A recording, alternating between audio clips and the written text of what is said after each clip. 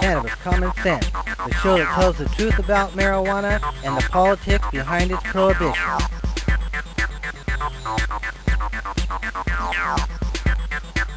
Welcome to another exciting edition of Cannabis Common Sense. We have a great show for you tonight.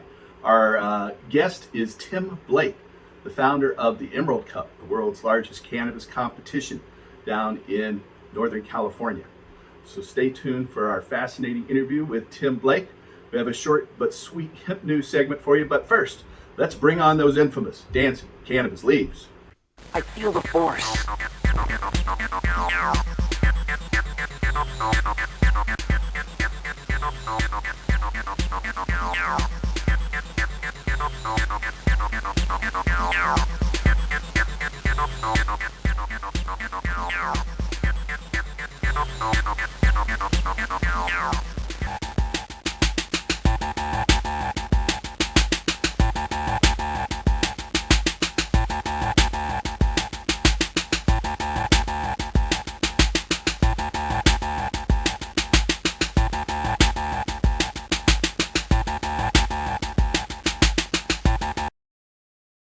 Welcome back to Hemp News.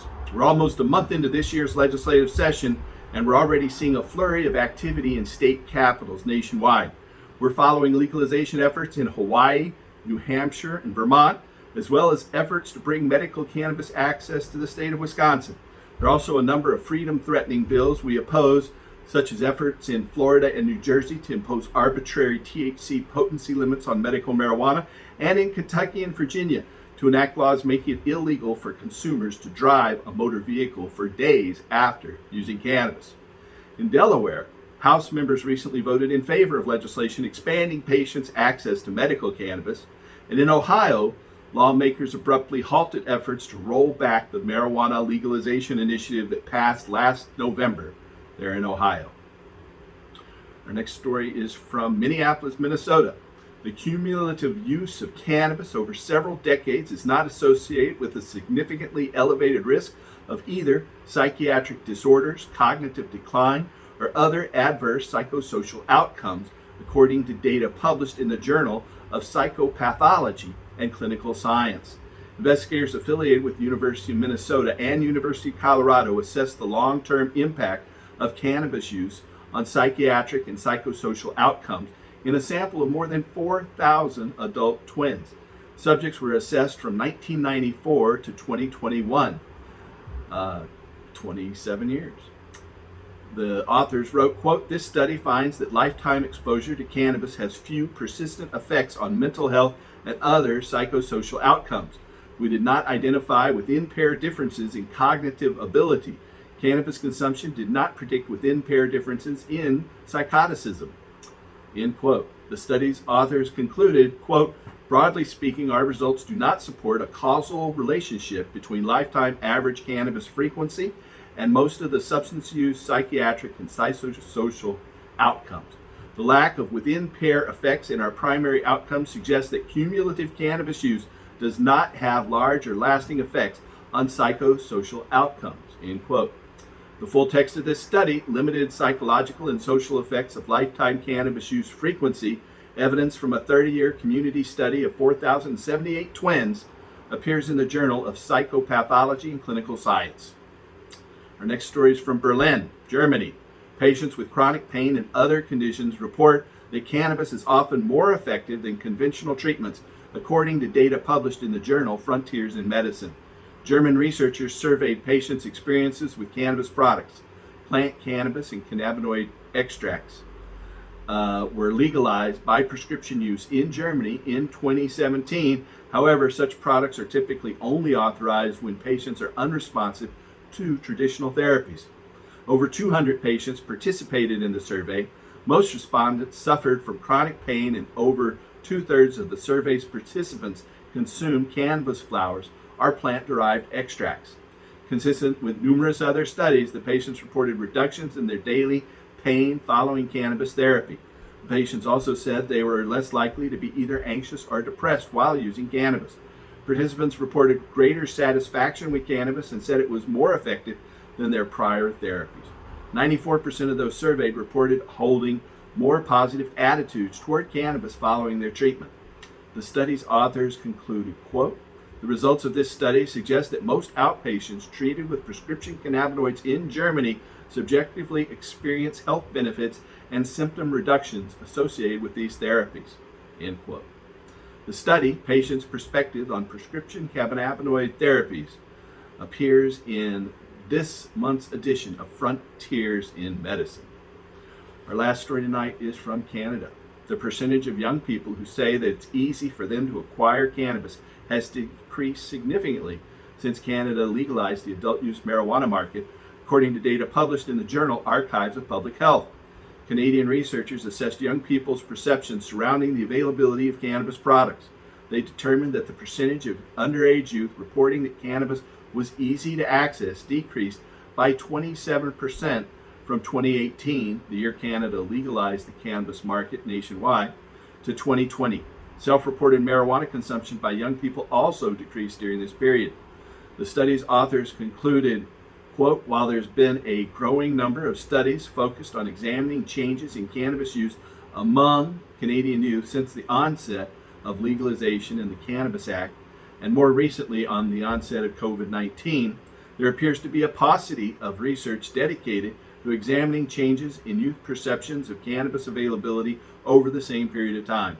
In response, this study provides unique and novel evidence of how youth perceptions of cannabis access have changed since the onset of legalization.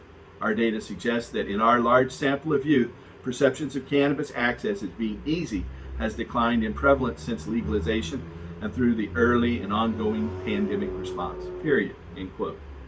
Data from the United States has similarly failed to identify any significant uptick in youth marijuana use following the adoption of state-level legalization.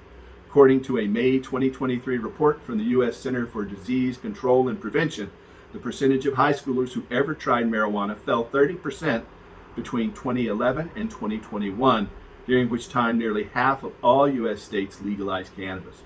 The percentage of students who self-identified as current marijuana consumers decreased by a similar percentage during the same period here in America. This study, Youth Perceptions of Difficulty Accessing Cannabis Following Cannabis Legalization, appears in this month's edition of Archives of Public Health.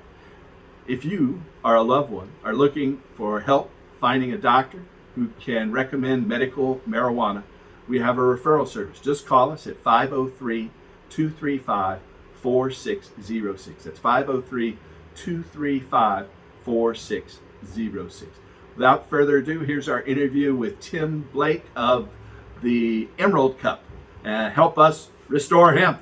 I'd like to introduce Tim Blake, the founder and head of the Emerald Cup, which is now the largest cannabis competition in the world.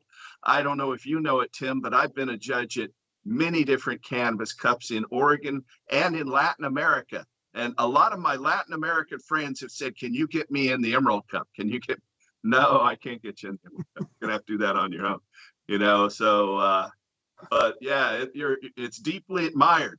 And so, Tim, how did it come that you started the Emerald Cup Cannabis Competition? It started in Northern California, right?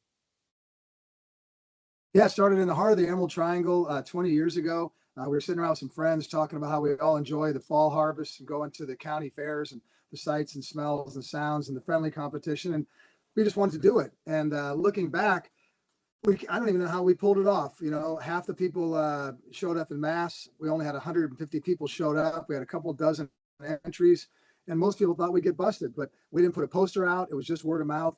It wasn't until the second year that we put a poster out, and we did get away with that first year, and it kept going. All right. So what was that? 2004?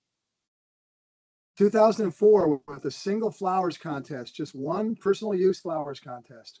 I see. That's I see. it. So now it's a huge event. Are you still doing a double event, one in the Bay Area and one in LA? I know you did that last year or something. No, we're bringing the events back together. When legalization came, we had both events in December. We had the judging and the celebration in December. When legalization came about, because people they were no longer just bringing us an entry and delivering it to us. They had to get it to their distributor. It had to be done. It had to come back to us. It took too much time to get that to our judges and the judging. So we had to back the contest up. And so we decided to back it up to the spring. we were going to continue with an event in the fall, which we've done for the last couple of years, but we decided that really we wanted to bring the both events together, do it in the fall and the spring. We've got this amazing venue in Oakland at the Kaiser Arena. And so May 4th and 5th, we're going to be heading to the Bay Area. All right. So it's May 4th and 5th. And how do people get tickets to that if they want to come? They can go to the emeraldcup.com and get tickets through us. They can go through C's Tickets. They can go through our links and find all the tickets. Got early bird pricing right now. Thank you. We appreciate all the support. We're going to a new venue and we're very excited about it. So what are the different categories now? You had just one category the first year. How many categories do you have now? Almost 50. It became quite, I mean, I ran the contest for a number of years, and then when it became so vast, my daughter runs it with Vicky Shea, and they oversee it. But we have multiple flower categories. We have everything you can imagine: concentrates, CBD, alternative cannabinoids, tinctures, topicals. We just started adding them on as we went. You know, we weren't even there was no legal basis in California. So we were doing a competition that wasn't even technically legal until 2017.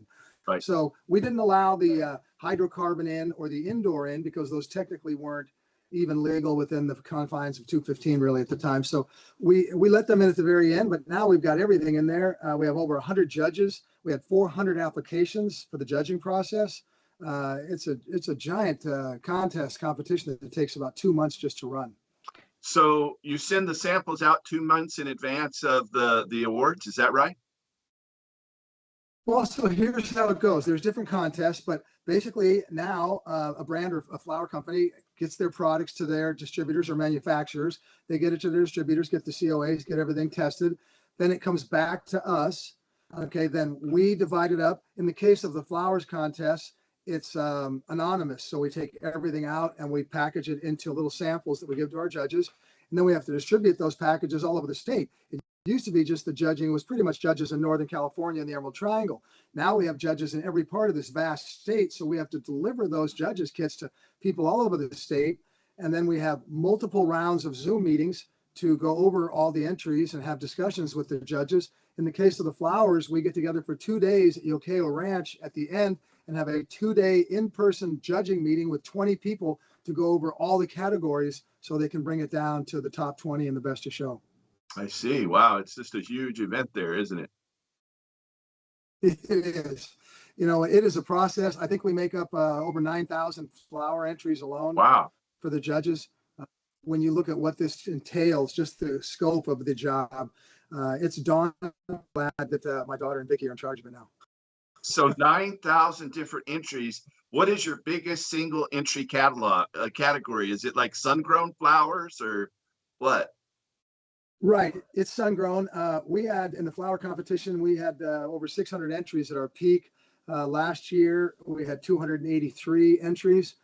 So that's quite a few entries to go through for the judges. And then, of course, you've got 83 or 600 samples in what, like a week or 2 months?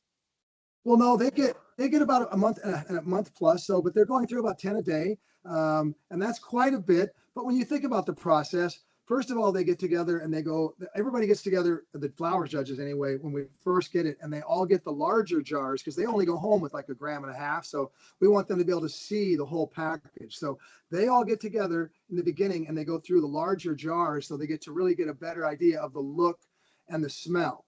So then they can all judge that. And then they go home with their samples and then they get that month to test them all. And then they have bi-weekly meetings with all the judges to talk about their favorites so that by the time they get to Yoqueo Ranch, they've had a pretty good idea of where they're heading. But you know what? You might have a pretty good idea what your top numbers are, but we're a top 20 contest and we break it down into different terpene profiles. So it means a lot to win even number 17 or 18. So the judges sit down and they really hammer it out. Is this 17 or is this 18? Does this move up to 14 or 13?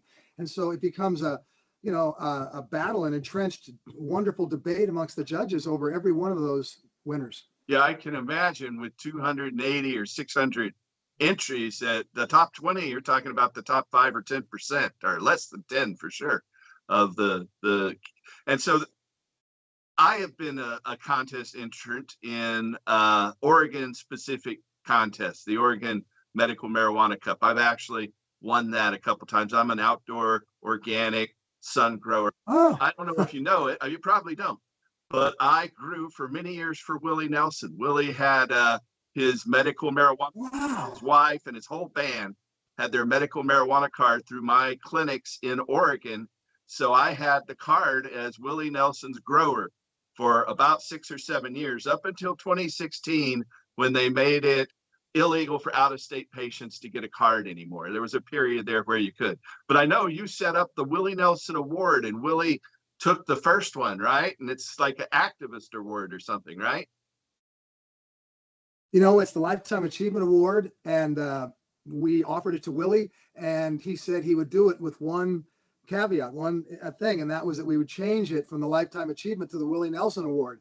And what were we going to say? You know, it's like, no, I don't think so, Willie. We can't do that. It was like, we just kind of went, yeah, we have no issue at all with giving you that award. And it was one of the greatest moments in my life to know that Willie thought highly enough of us to do that, and for him to come in with that. And I love Willie. So, and you know, you never cease to amaze me, Paul. I keep learning stuff about you, and it's just, you know, I did not know that about Willie. It's incredible. Willie in 1990 by Kentucky lawyer Gatewood Galbraith. I was going to school in China at the time and importing hemp paper and fabric. So that's when I first met Willie. I could go on, but I have that same experience with Willie. You can't say no. I was at his house in Maui. I was invited to play poker. I'm not a high roller. So I always travel with my volcano vaporizer. So I sat there and was loading up back paper, and pretty soon he wanted to buy my volcano. And I said, well, I don't sell these, Willie. This is my volcano. I'm not, no, I want to buy it. How much is it? His road manager, who I knew real well, David Anderson, said, it's $700, Willie. Willie got $700 bills and started waving them in front of my face. How can you say no? You know, so I sold the volcano. There's more to that story I won't go into right now, but I went and bought another volcano in Kihei there on Maui the next day.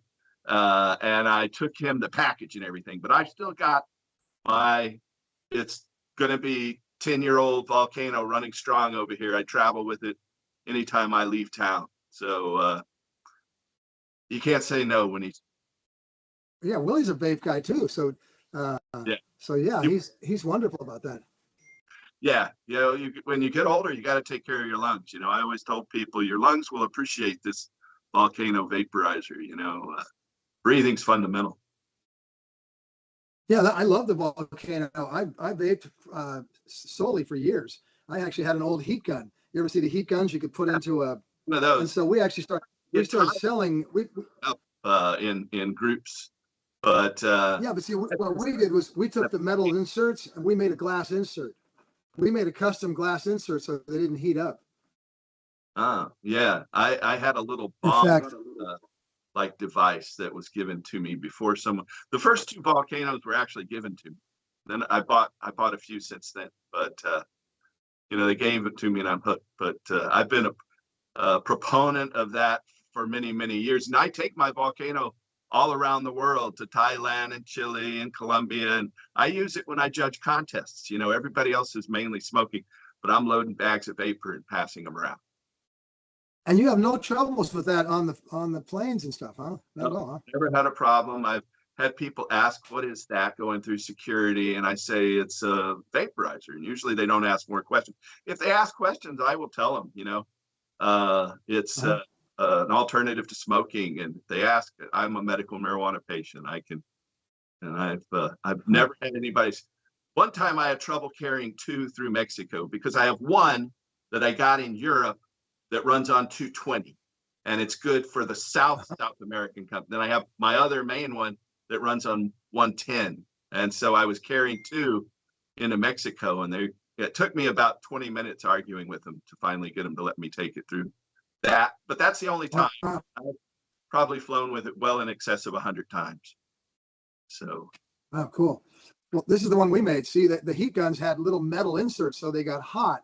So we made our own glass insert to put into the bong, so you could put the heat gun right in there and get vaporized hits and stuff. So I'm right there with you as far as vaporization, and it's the best way to get the taste, the terpenes Yeah. out of it. You get the I such a clean hit.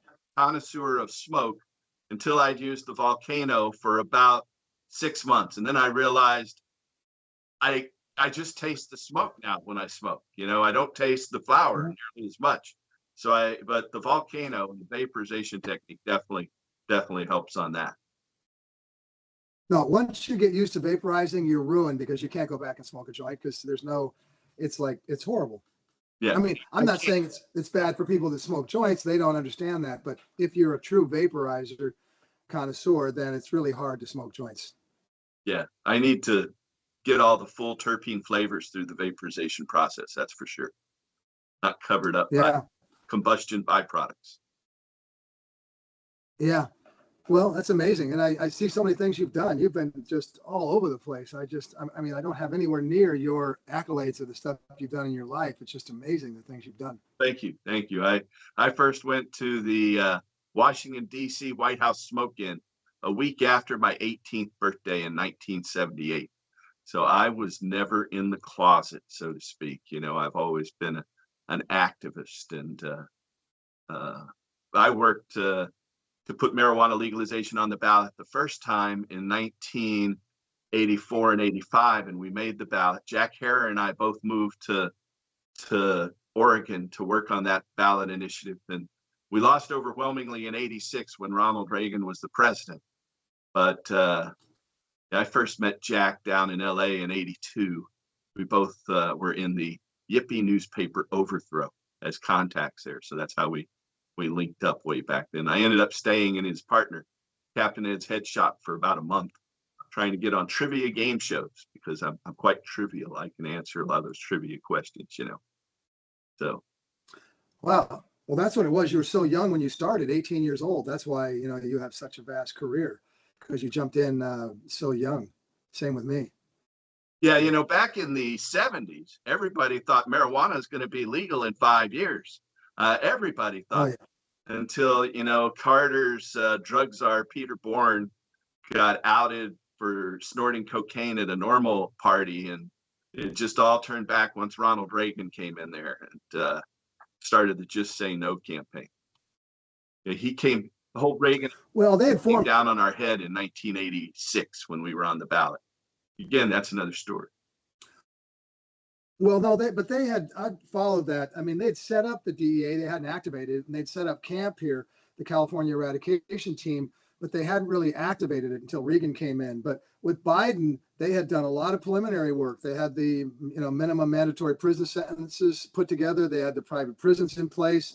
So they had gotten it together. They had spent about 15 years organizing it, and then they unleashed it under Reagan.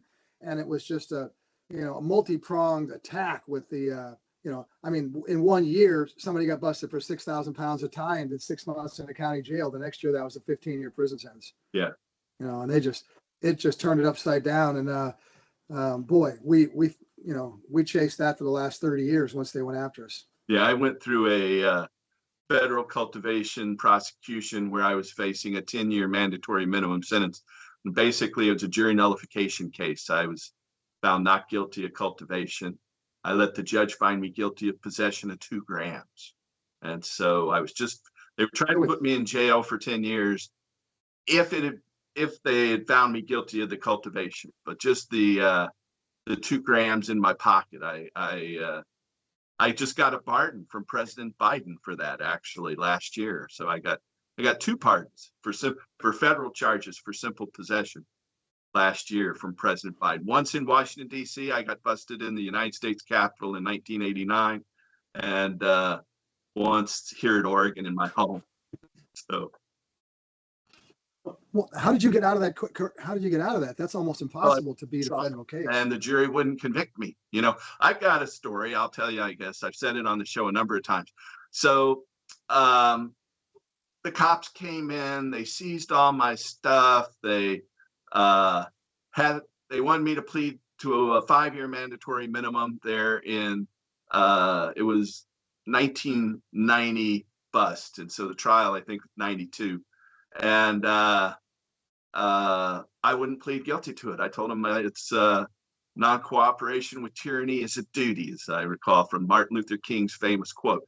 Anyway, so we went to trial, and we had people giving out information about the FIJA, the fully informed jurors thing, but they made people take off their buttons in the courtroom. But at one point, this is the critical point, a young long-haired cop was on the stand, and they introduced, he searched my house and talking about the stuff he found in my house, including my library, about 25 books, half of them signed by the authors.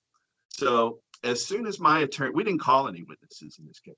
As soon as my lawyer got a chance to cross-examine that judge, that young police officer, he told him to pick up this book, Marijuana, Your Legal Rights by Richard Bonney, and turn to page 268 and read the chapter headline. The cop would never say it, but even though the judge told him to and everything, but it came out. The chapter headline was, "Jurors can acquit defendants even if they think they're guilty." And there was a whole chapter about jury nullification. And so the prosecutor jumped up. "You can't mention that. Objection, objection." And the judge says, no, you introduced this evidence. You cannot object to your own evidence. And so it stayed in the record. And the jury was out for 3 days, but I let the judge just find me guilty. They wouldn't even convict me of the 2 grams in my pocket, even though my own lawyer argued they should. And so I let the judge find me guilty of the 2 grams in my pocket, so I wouldn't go through another, trial later. Court case. Yeah. Yeah. And so that. You know what that's about? That's a miraculous. I've never even heard of that because, they got a 97% conviction rate. Yeah, I wrote an article about it at the time for the Fully Informed Juror Administration's publications. They've reprinted it. It's called How FIJA Saved My Life. And so if you do a Google search, How FIJA Saved My Life, I will. You will find a pretty short article there that goes into a lot more details than I can relate to you here in a couple of minutes.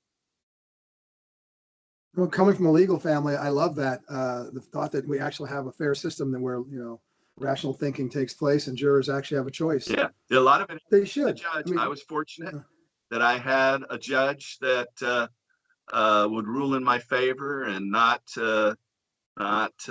side with the prosecution. So sometimes that's not the case. Yeah, most of the time, that's not the case. No. Look, we used to have a legal system where it was actually balanced. Yeah. Now, the prosecution and the judge are almost teammates. Yeah. You're really going up against 2 players there, yeah. and you can't get a fair shake. So it's sad. Financial interest in it, which is what happened in my corporate takeover story back in 2016. Well, your corporate takeover story of that is just frightening. Yeah. What they did and what they've come in to do. Their fear. Look, it just shows their fear. Everything they've done against cannabis is their fear of what it really could bring to the world and what it was bringing to the world and what it is. And that's what it comes down to. And that's why they went after you so hard. Yeah. Yeah. I started importing hemp paper and hemp fabric back in 1990. So I did that as a business up until 97. So I'm a big proponent of that. Because of that, I'm recognized one of the old timers in the hemp industry. So I get to go to a lot of just hemp events like the ones they've had the past couple of years in Thailand and NOCO Hemp Expo. And as a award-winning cannabis grower, I get invited to cannabis events, and of course, a longtime activist. So anyway.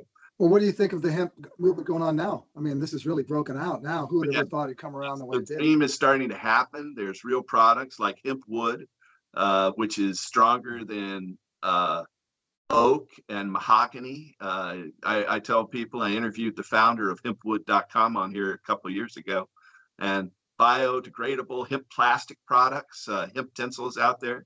It's finally starting to see daylight. It's still suppressed. It's overregulated.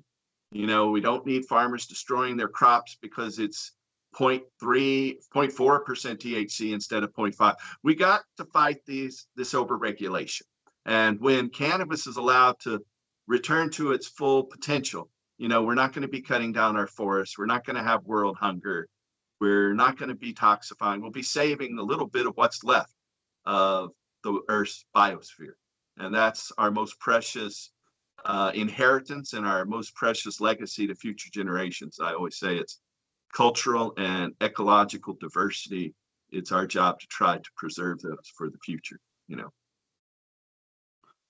Yeah, well, we need the regulations come in. Even if you've got these incredible hemp materials, you got to get the building departments to allow this stuff in, because it's like they've ingrained themselves into every aspect of society. And so rather than fostering and nurturing alternative, construction material like this that would be totally environmentally correct, they fight it every step of the way through these planning and building departments to hold on to the old school shit. And we really need to have just a do-over and sweep that out, because you're right, with the new products coming up through hemp, we could turn this around so quickly. There are truly ways to turn our whole society around if we just were forward thinking enough to break down the regulations.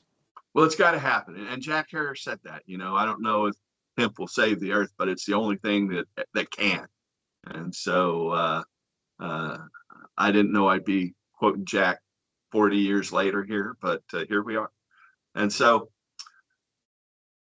you have up to 600 categories at 600 entrants into one category at one point. It's 280 last year. So you go through about 10 a day. And what can you say about some of your winners?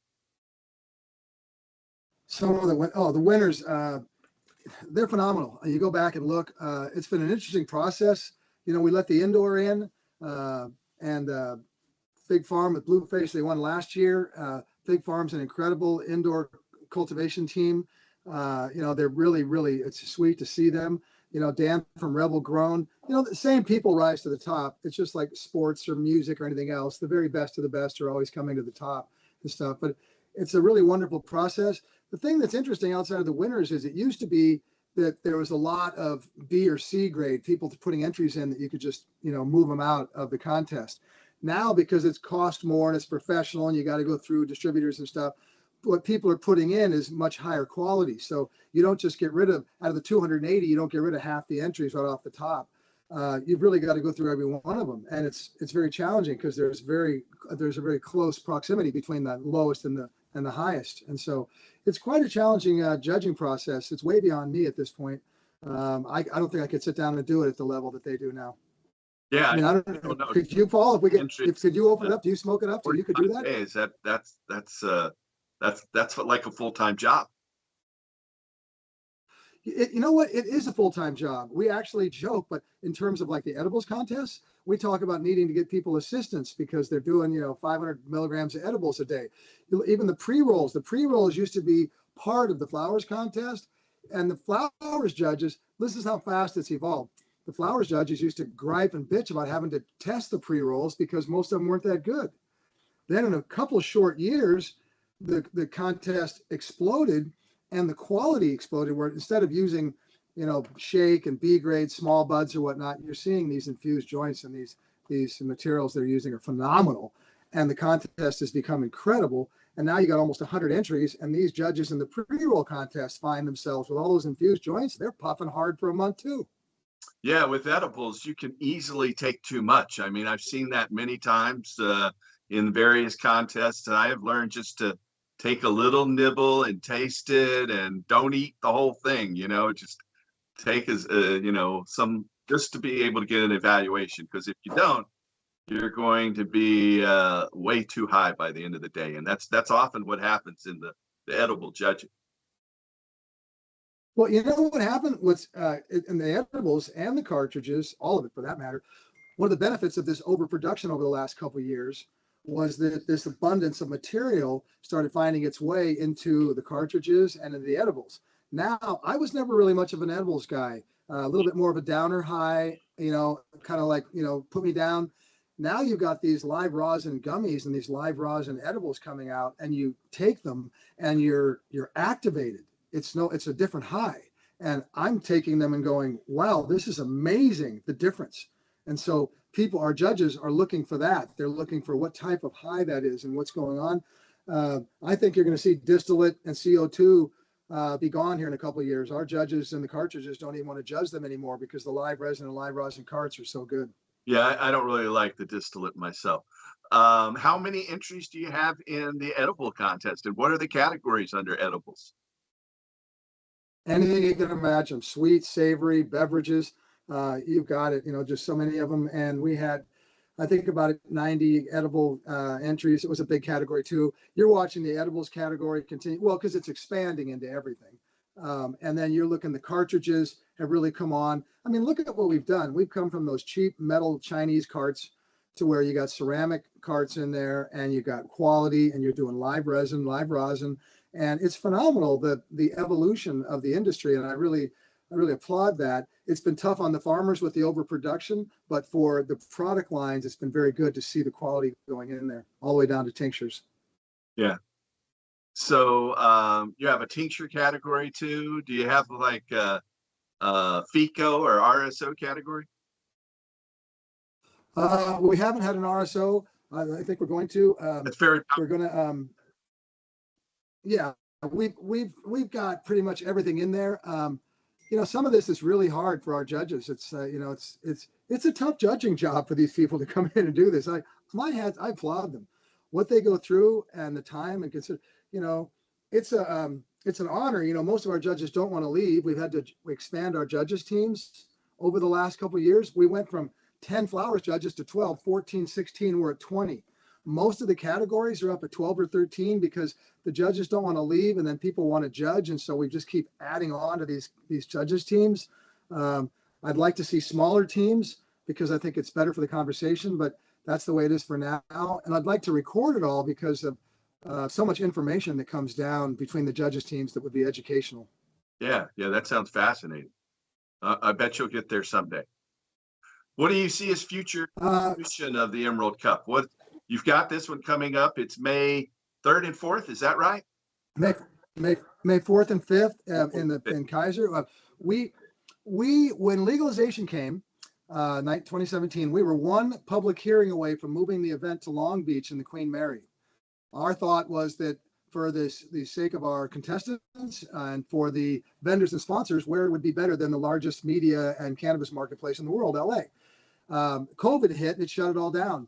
Right. We chased our circle around for 2 years. We ended up at the Multibon with Woody Harrelson 2 years ago.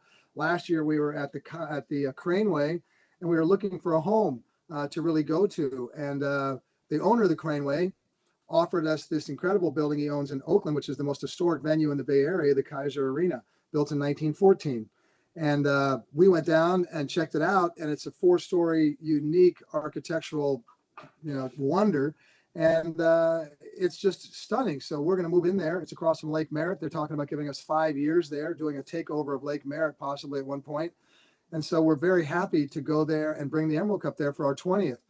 We've been offered to go into NASCAR racetracks, to go to Vegas, we're going to have we'll have a nationwide competition and an international competition within a couple short years. And then you're going to have all the Thai sticks and the Colombian and Oaxacan and everything coming from all over the world into the contest. So would it be better for us to be in LA or Vegas for the larger media market?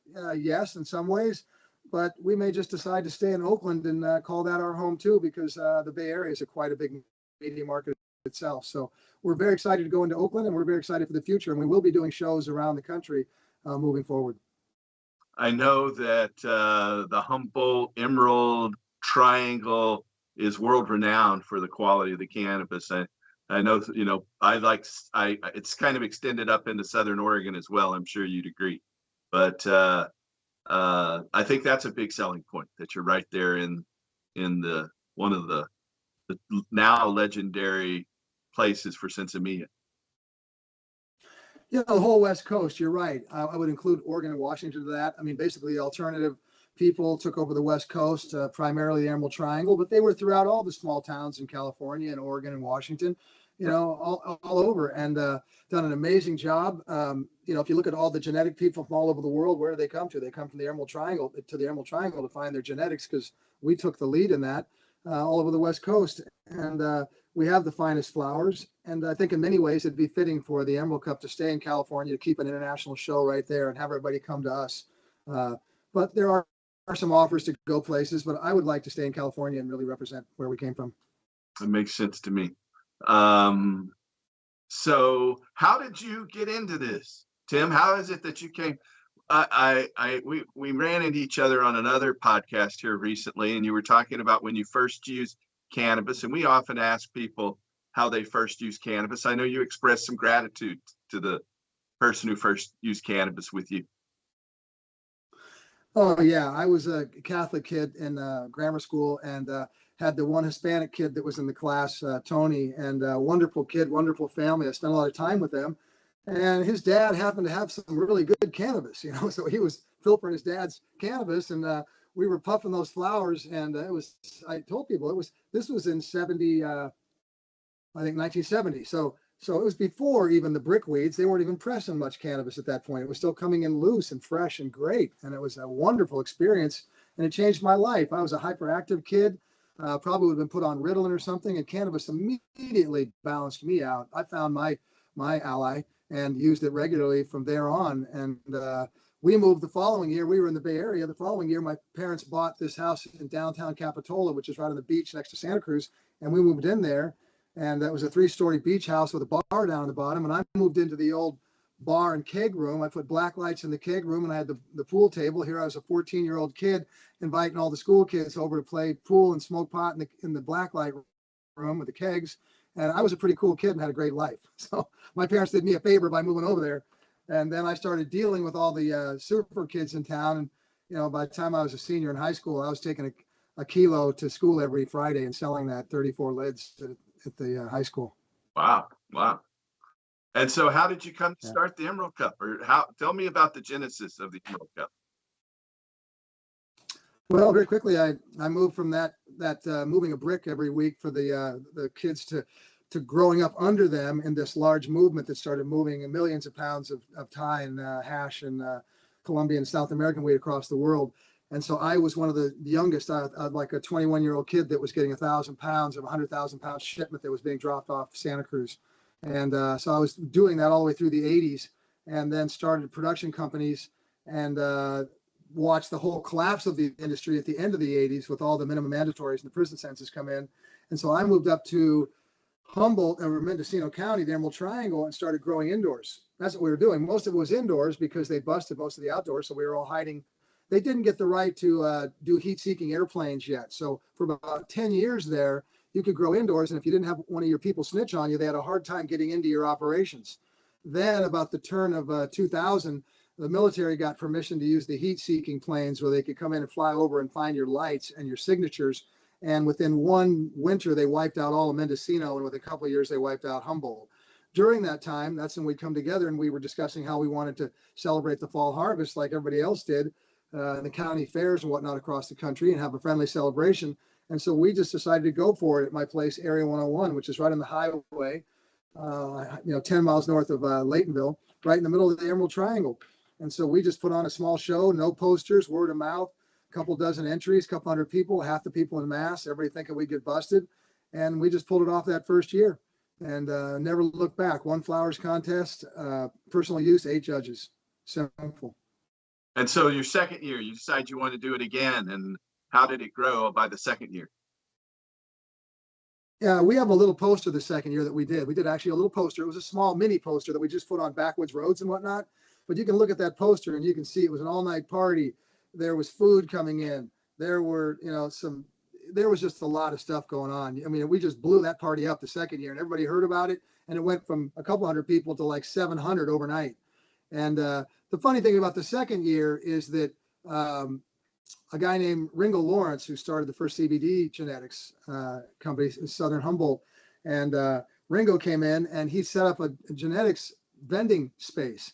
And my partner Marb had thrown him out, and he got very upset. Well, back then, if you had over 1,000 seeds, you go to jail for 15 years. If you had over 100 seeds, one of the ways they controlled us was through the heavy criminalization of genetics and seeds. And so Marv was afraid if we had somebody selling seeds at the Emerald Cup, we could get in more trouble than even having a contest. So he threw Ringo out. I didn't know who that was. I went to apologize to Ringo and let him come back the next year. But then in addition to that, we had some people in the corner. Hash was also, no concentrate. There was no live rosin at that point. It was hash. But hash was also a 10 or 15 year prison sentence. So we weren't going to do any hash contests. And I looked over in the corner and about 6 of my friends were huddled around, all looking shady. And I went over there and looked, and they were doing the first illegal hash contest within the Emerald Cup. So the second year they were doing an illegal renegade hash contest that I just threw my hands up and went, whatever. And that was the beginnings of our hash contest, which became part of the show this following year. So it's kind of interesting the way it unfolded. So in your third year, you were up to like 700 or 800 people or something? Oh yeah, the third year we put out a real poster. Now what had happened was the cops came in the second year. We're out in the middle of nowhere, small town, not many cops. CHP's driving by. There's people all over the roads that second year. And he comes up to me. They call me outside. He comes up and he goes, people are driving by. He can smell the pot in the car. He goes, I could arrest all these people. I don't know what's going on. And then right then, Marv started announcing the winners. And number 6 was this lemon kush. And he's going, and I don't know what's going on in there. I just want this all to stop. I want these cars out of here. I want this to stop. And I said, sure, officer, I'll deal with it. I ran inside, got on the speaker. I went, this guy wants all these cars off the highway. The cops got to go. And everybody's like, boo. They were revolting. Nobody's going to do anything. I'm like, oh my God. So he drove up and back. My guys followed him and he finally gave up, So the next year I was doing a deal up on Covelo and it was a rainy night. And my little Isuzu Trooper rolled over on this car as I was going around this turn. And it was like up leaning against this hill. And I had 20 pounds in the car. I ran the pounds across the street, called my daughter, stood there trying to figure out what to do. This cop shows up, the CHP, and he looks at me. He goes, I think we could roll this over and write it. And I said, you're going to get down in the mud with me and fix my car? And he goes, yeah. And he got down in the mud with me. We rolled my car back up. And I was like, thank you. I can't believe you just did that. And he said, okay. And then he left and I went and got the pounds and I hadn't left yet. And he came back and he said, what are you doing? I said, oh, I'm waiting for my daughter. She was going to come get me because I had to sneak over and get those pounds, right? So he goes, sure. So that year at the Emerald Cup, we have too many people. We're on the highway. And I'd gone to town and I'd asked the CHPs for a permit and they wouldn't give me one because it was a cannabis event. So the cars are on the highway. CHP pulls up and I'm thinking, oh man, I'm going to be in trouble with this guy again. And I walk out there and the guy looks at me and he goes, remember me? And I go, yeah, you're the guy that helped me roll my car up on the side of the road that day. And he goes, we don't want any problems with you. We just want the cars off the highway. If you'll get the cars off the highway, we don't care what you're doing in there. Okay. We don't want anything to do with you. And I said, cool. So I went in there. We just started getting the cars on. I told everybody we had to get it. We fixed it and they didn't bother us. The CHP stood out of our way. We did 12 Emerald Cups there, 11 Emerald Cups without a permit at Area 101. And they never touched us. They had no idea what to do with us. Yeah. They don't. So they just left us alone. They probably couldn't put you all in jail anyway, right? You don't have. There's not big jails there in these little counties. Well, you know what had happened the year in between there. A guy had shown up, Les Crane, and he'd been arrested for federal distribution, and he wanted to use the Religious Freedom Act for his defense. And he asked if he could bring all these people together and form a United Cannabis Ministry. And I said, sure. I had no idea. I'd look up and he'd be bringing in Jack and Eddie and Roger Christie and Pebbles Trippett and everybody. And they all walked through my door. And we spent 2 years forming a United Cannabis Ministry. Roger Christie went to jail for that, and so did Eddie. Yeah. And they knew that I had that. And so they might have backed down because I had that as a ministry at my place. Because Area 101, you go by Area 101, it's got a hand-painted billboard full size with a UFO landing in the forest says, welcome to Area 101. Then there's a 1,500-pound Ganesh statue, a life-size marble Christ, a 6,000-pound Buddha, stained glass Virgin Guadalupe windows, murals, and then the whole building's murals. So it's probably the most alternative building in place on the West Coast. Wow. in ways. Yeah. And so I think they were just not sure what to do. Well, thank goodness for that. And you've grown. So now you do have vendors. Tell me about your vending scene. Well, we started off with no vendors. Our first vendor was SC Labs. They came in, everybody was laughing at them, saying, what do you got a lab company here for? We don't give a shit about any of this stuff. Maybe for THC. We've come so far, people couldn't even imagine what you'd use a lab for. People didn't even know what a terpene was. They didn't even know really what cannabinoids were. They didn't know what we had. They were saying, oh, I guess we're going to do it for THC.